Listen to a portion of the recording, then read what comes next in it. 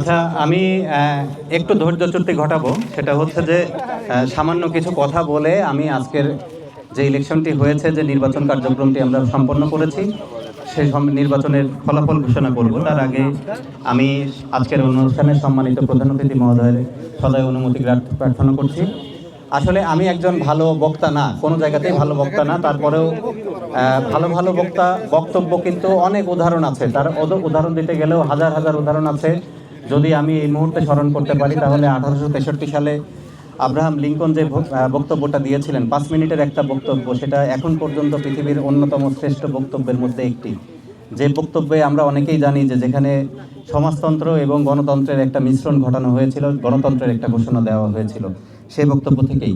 তো আমি তো সেই মাপের বক্তা না, বা একেবারেই ন্যূনতম। অনেক দ্রুত কথা বলি, তারপরেও কিছু কথা না বললেই নয়। কমিটি গঠনের যে প্রক্রিয়াটি ছিল, এটি শুধুমাত্র আমরা সবাই একটু সাংগঠনিক দৃষ্টিতে দেখব।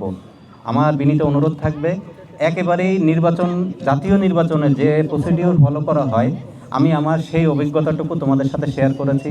যে নির্বাচন তফসিল ঘোষণা, সেই সাথে বৈধ ভোটার তালিকা প্রকাশ, সেই সাথে আছে নমিনেশন গ্রহণ, নমিনেশন ড্রপ, কেউ যদি উইথড্র করতে চায়, সব রকমের সুযোগ সুবিধা রেখে আমি একটি তফসিল ঘোষণা করেছিলাম।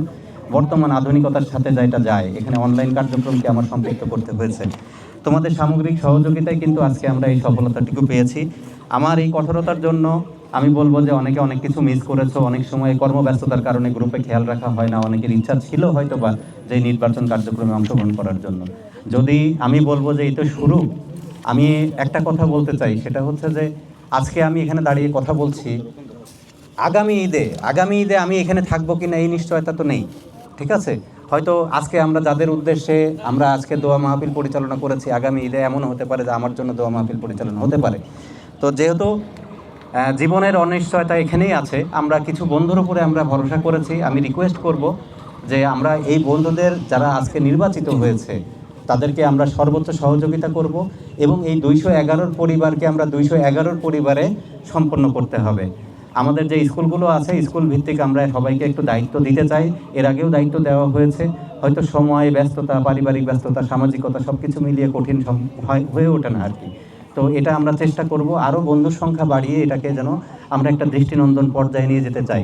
এখানে আমাদের যতগুলো সামাজিক কার্যক্রম আমরা এখানে পরিচালনা করে থাকি, সেই সামাজিক কার্যক্রমগুলো যেন আরও অন্যান্য অর্গানাইজেশনের কাছে যেন উদাহরণ হয়ে থাকে।